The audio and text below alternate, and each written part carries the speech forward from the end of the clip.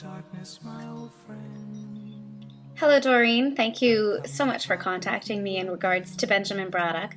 I have reviewed the video documentation from the TFD, and I feel there is indeed cause for concern.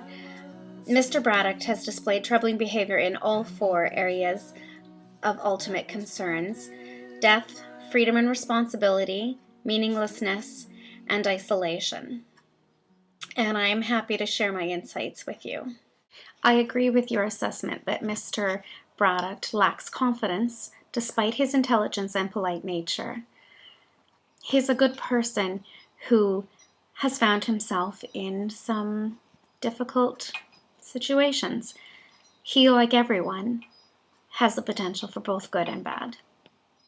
Benjamin presents as extremely anxious. He repeatedly expresses that he is worried about his future. Anxiety is unavoidable. We all experience it when there are issues in our lives that we need to address. We can use this anxiety to help us identify those issues and then make the necessary changes in order to alleviate that anxiety. However, in the case of Mr. Braddock, he seems to be paralyzed by his anxiety. When he got off the plane after leaving college, you can see in his body language and his facial expressions how lost he seems to be. This neurotic type of anxiety that debilitates a person is destructive. I suspect that Ben had found some meaning in his 4 years away at college, in his studies, and as a track star. But now that that is all over and he has graduated, the finality of his current state has caused him to reflect on the ultimate finitude: death. As humans, we have a natural fear of death, and we want to do everything to avoid it. Yalom believes the concern of death is at the root of all anxiety. There are two defenses to deal with the concern of death. One is I am special, and the other is ultimate rescuer. In the case of I am special, one may exhibit narcissism, become a workaholic, or engage in risk-taking behavior. Benjamin often displays reckless behavior, driving his Alfa Romeo around dangerously.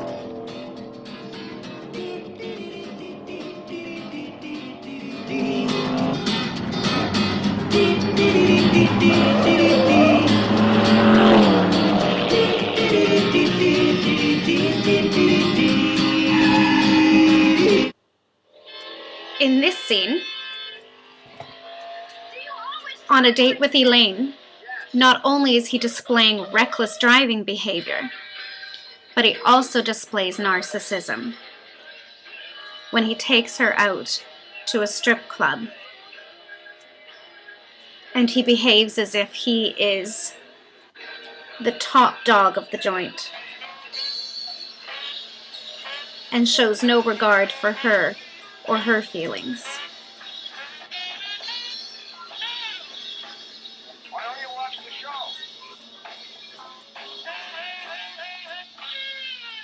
Benjamin, do you dislike me for some reason? The defense of ultimate rescuer comes in the form of Mrs. Robinson herself when Benjamin embarks in a relationship with her. As well, later on, we see he runs to Elaine also as an ultimate rescuer. As I said before, the death concern is at the root of all anxiety. This leads us to meaninglessness. In Benjamin's case, not having school anymore, he has way too much leisure time on his hands, and he just has this sense of meaninglessness. He has no passion and no drive. While other people seem to have suggestions for him, such as plastics, Benjamin doesn't have any strong desires to engage in, fulfilling behavior at all. And another sign of meaninglessness is addictions. And we see that Benjamin now has taken up smoking, something he never would have done before as a track star. Next, if we look at the concern of isolation, I noticed that Ben doesn't seem to have any friends or acquaintances. In all the time that the TFD followed him, Ben never went out with any peers or classmates from school. This was especially surprising considering the socialites that his parents are. Ben was visibly uncomfortable at the party they threw him, which consisted solely of their friends. He did everything conceivable to avoid interacting with others, including trying to hide away in his room. This is a display of interpersonal isolation.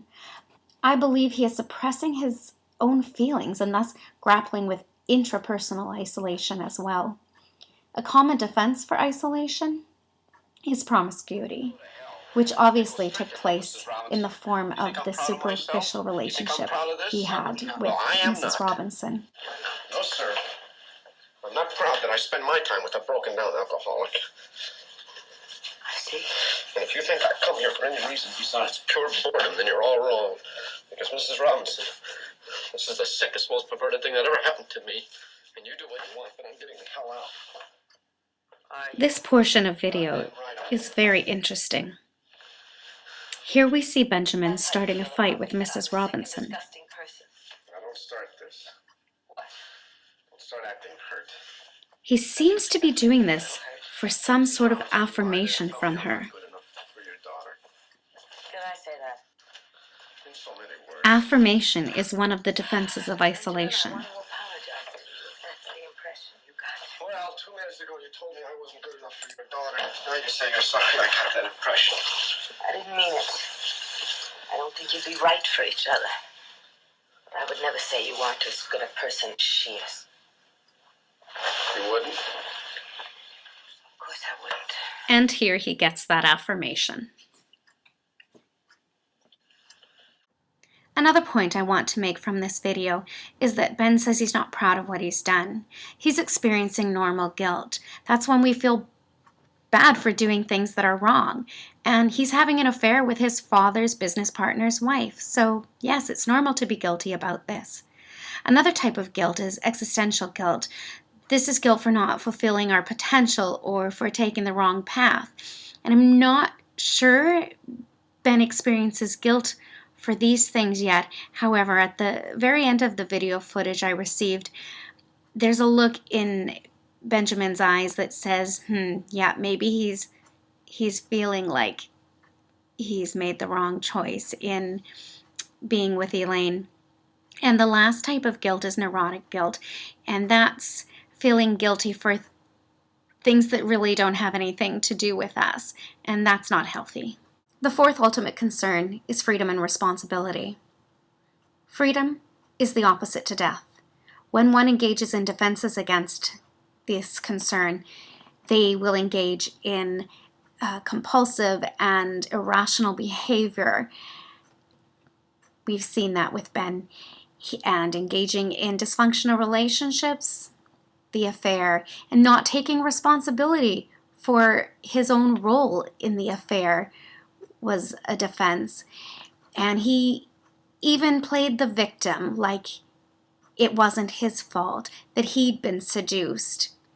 Another time he didn't take responsibility was when he said he would go on a date with Elaine even after promising that he wouldn't. He blamed it on his family having a dinner party instead of taking his own responsibility.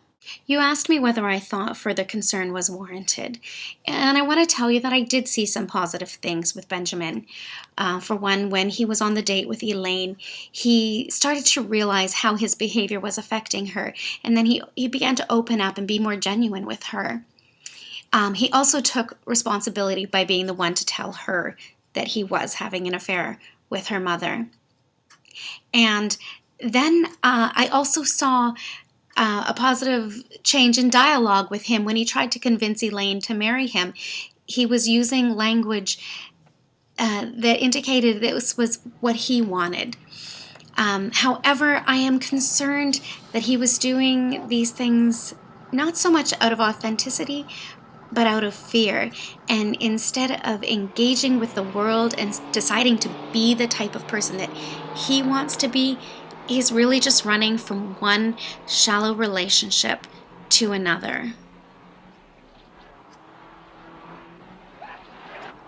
So yes, I think Benjamin would definitely benefit from existential therapy. To be a healthy person, one needs to be authentic, and that means being okay with having anxiety. We all have anxiety. It is a guide for life. We need to learn not to push it down, but to learn to sit with it and reflect on who we want to be.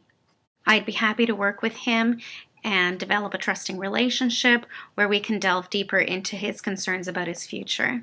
The reality is we all struggle with these feelings. Even I have experienced feelings of meaninglessness in my life, and I would be happy to disclose that with him.